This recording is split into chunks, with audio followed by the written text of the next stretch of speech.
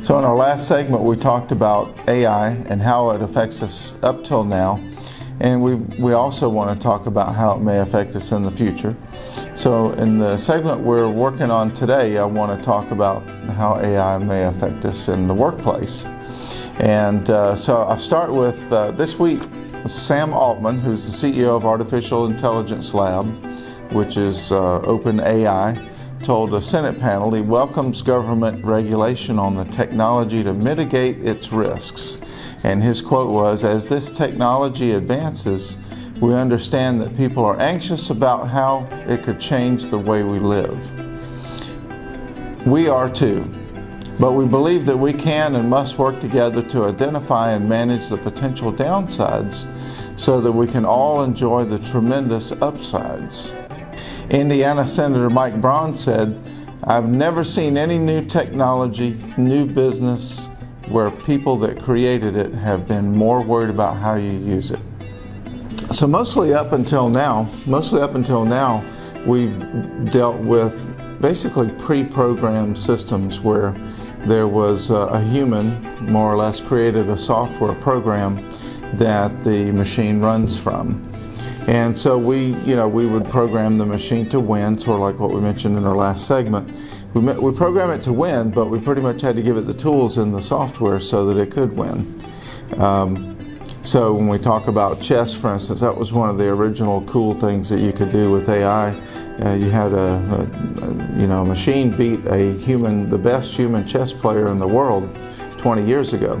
You create the means and tell the machine how to play chess, and it can figure out how to win. So what we're going to talk about now, though, is really what if the machine could teach themselves or learn from its mistakes, which is called machine learning. So, for example, think of like your Google Maps, but in terms of a chess-playing entity, automated intelligence entity. So you're playing chess. Well, the machine is anticipating you're going to make one move. Well, once the human makes a move, then it recalculates everything based on that. But it can think 50 or more moves ahead. So it plans those. Well, you make a move that it doesn't expect, well, then it recalculates again. All 50 moves, or potential 50 moves. And so it's always way ahead of a human companion that it's playing with. What if nobody ever taught the machine how to play chess? What if it just kept losing, but every time it lost, it learned something new, and every time it made itself better, and eventually it would catch up to the human counterpart and surpass it, because now it knows how to heal itself, to make itself better at what it's doing. What if it could even rewrite its own program? It's kind of like working on a car while it's still running, but what if a machine could rewrite its program because it realizes it's not perfect?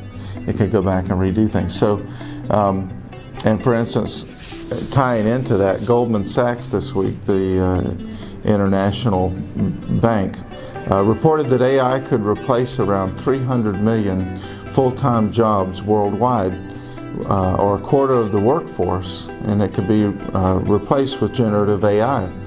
Of course, experts say that could also create opportunities for better jobs for actual humans.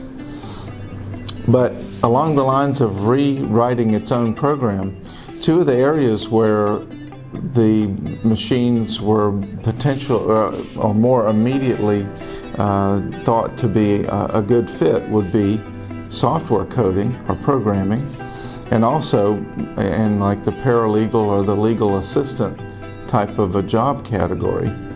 And so, for instance, software coding, we have a shortage of software coders worldwide today.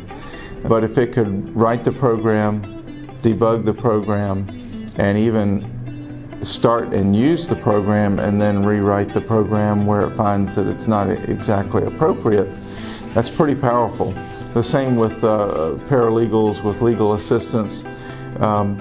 I think there's always a need where you would have some human involved in the things a paralegal would do. But instead of, say, having 5 paralegals, maybe you have 1.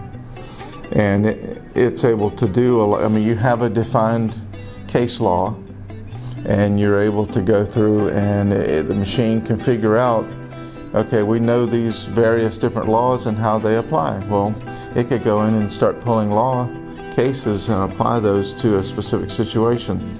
So a human mightn't have to just go back and just verify, evaluate, make sure that everything's appropriate. That's two immediate areas where there's a very specific application where AI could be a good fit right away.